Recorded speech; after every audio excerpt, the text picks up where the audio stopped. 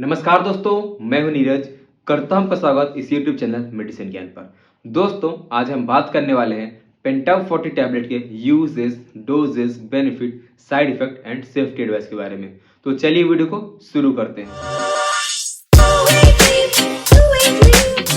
पेंटाप 40 एक single composition की दवा है जिसका इस्तेमाल पेट में एसिडिटी और पेट के छालों को ठीक करने के लिए किया जाता है। पेंटाप 40 एरिस्टो फार्मास्यूटिकल द्वारा बनाई जाती है और इसकी एक स्ट्रिप में 15 टैबलेट्स होती हैं और जिसका प्राइस 155 रुपीज होता है। बात करें इस कॉम्पोजिशन की दोस्तों, यह एक सिंगल कॉम्पोजिशन दवा है जिसमें कि पेंटाप्रोजोल 40 mg होता है। तो चलिए दोस्तों, अब बात कर लेते हैं इसके यूजेस के बारे में। दोस्तों, पेंटाप 40 का ज्यादातर इस्तेमाल पेट और इंटेस्टाइन के डिसीज को ट्रीट करने के लिए किया जाता है, जैसे हार्ट बर्न यानी एसिडिटी, एसिड रिफ्लक्स यानी खट्टी डकारें आना, पेप्टिक अल्सर यानी पेट के छाले और कुछ और स्टमक कंडीशन जिसमें कि एक्सेसिव एसिड का प्रोडक्शन होता है। दोस्तों, पेंटाप 40 का इस्तेमाल उन छालों और एसिडिटी को ठीक करने के लिए किया जाता है जो कि पेन किलर्स के लंबे समय से इस्तेमाल करने की वजह से होते हैं।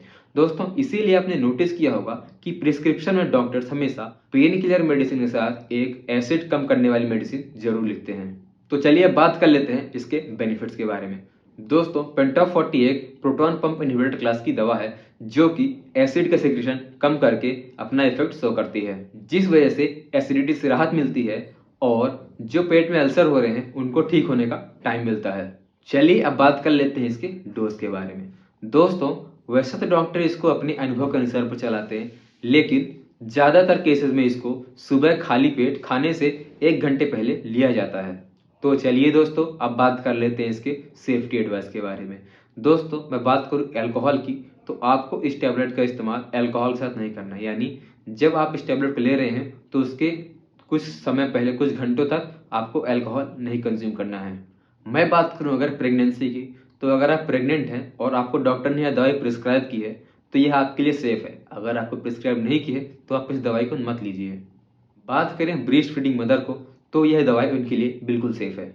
दोस्तों, यह दवाई ड्राइविंग करने के लिए सेफ नहीं है, यानी आप इस दवाई को खाकर ड्राइविंग मत करिए। बात करें किडनी पेशेंट्स की, तो यह दवाई उनके लिए बिल्कुल सेफ है।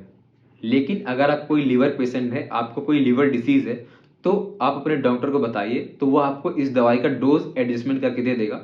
बाकी यह दवाई सेफ कह सकते हैं एक तरीके से। चलिए दोस्तों, अब बात कर लेते हैं इसके साइड इफेक्ट्स के बारे में।